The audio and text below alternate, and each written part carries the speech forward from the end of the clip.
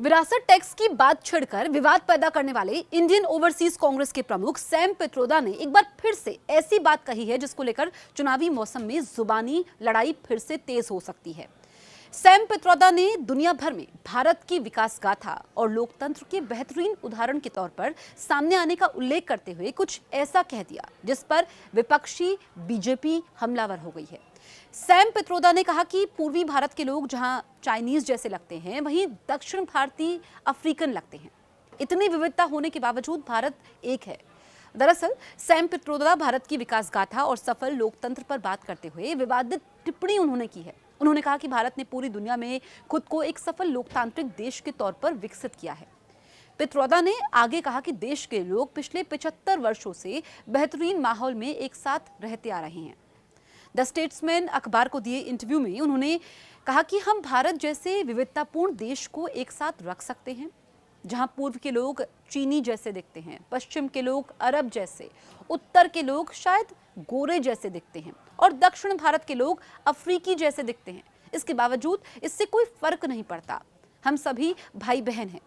पित्रोदा कांग्रेस के शकुनी बीजेपी प्रवक्ता ने यह कहा है। सैम पित्रोदा का यह बयान सामने आने के बाद इस पर राजनीति हो रही है। बीजेपी ने पित्रोदा पर तीखा हमला बोला है। बीजेपी प्रवक्ता सीआर केसवन ने सैम पित्रोदा को कांग्रेस पार्टी का शकुनी करार दिया है। केसवन ने कहा, इंडियन ओवरसीज कांग्रेस प्रमुख सैम पित्रोदा की नस्लभेदी टिप्पणी ने कांग्रेस पार्टी के खतरनाक और विभाजनकारी मानसिकता को उजागर कर दिया है। पित्रोदा का बयान सामने आने के बाद पूर्वोत्तर भारत के मुख्यमंत्रियों ने कांग्रेस पर हमला बोला है। असम और मणिपुर के सीएम ने कांग्रेस से माफी की मांग की है। मणिपुर के सीएम एन बीरेन सिंह ने कहा कि कांग्रेस भारत को धार्मिक आधार पर बांटना चाहती है। इससे पहले सैम पित्रोदा ने विरासत टैक्स पर दिए बयान को लेकर पार्टी की किरकिरी करवाई थी। सैम पित्रोदा ने कहा था कि अमेरिका में 55% विरासत कर लगता है।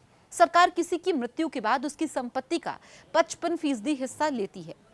उन्होंने कहा था कि संपत्ति जनता के लिए छोड़नी चाहिए। अगर किसी व्यक्ति के पास 10 करोड़ डॉलर की संपत्ति है तो उसके मरने के बाद 45% संपत्ति उसके बच्चों को और 55% संपत्ति सरकार को ही जाती है।